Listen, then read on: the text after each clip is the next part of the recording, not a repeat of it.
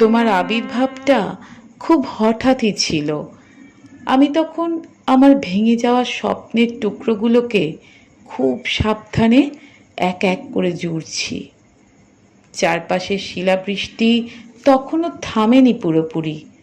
দমকা হাওয়ায় উড়ে যাচ্ছিল অনেক অনেক ভরসার পাতা।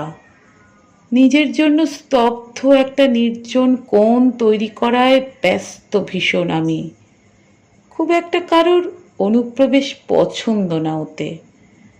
তবে আমার নিস্তব্ধতাই নাকি তোমাকে বড়শিতে আটকে পড়া মাছের মতন টেনে নিয়ে এসেছিল, এটাই তো বলেছিলে নাকি? এখন অনেক কিছুই ভুলতে বসেছি। আটকে পড়া প্রাণী দেখতে বড্ড কষ্ট হয় আমার, জানো তো। তাই তোমাকেও মুক্ত করে দিতে চেয়েছিলাম একদম গোড়া থেকেই। কি করে যেন তুমি শিকড় গজিয়ে ফেললে আমার মাটি ধরে, আমার ভাঙন ধরা নদীর পাড়ে বসতি। তোমার অসীম সাহস তারপরও আমার মুগ্ধতা স্পর্শ না করে পারেনি। আমি ভেসে চললাম তোমার স্রোতে, ভাঙা স্বপ্নগুলোকে বেমালুম ভুলে গিয়ে। সুখ তখন বিনিদ্র রাতে, সুখ তখন রোদ চলা দুপুরে। সুখে ভোরের প্রথম পাখির কিচিরমিচির শুনি, সুখের স্পর্শ পাই বিকেলের পাড়ার ছেলেদের কাদামাটি মাখা গেঞ্জিটা দেখে। আনন্দের আতিশয্যে বিস্ফোরণ আবেগের।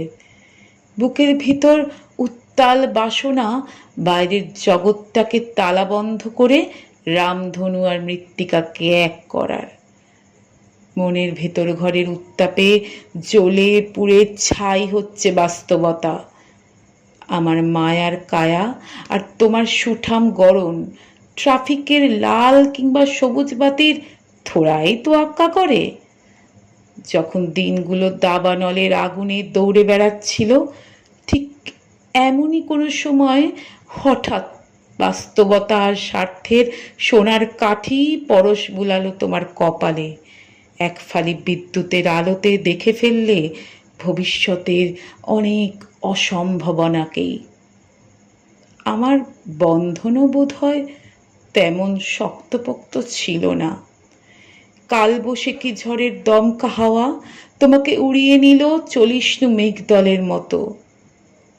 এখন প্রতিদিন সূর্য ওঠে, আলোর বদলে আমি কেবল দিনের উপস্থিতি টের পাই। এই বা কম কি?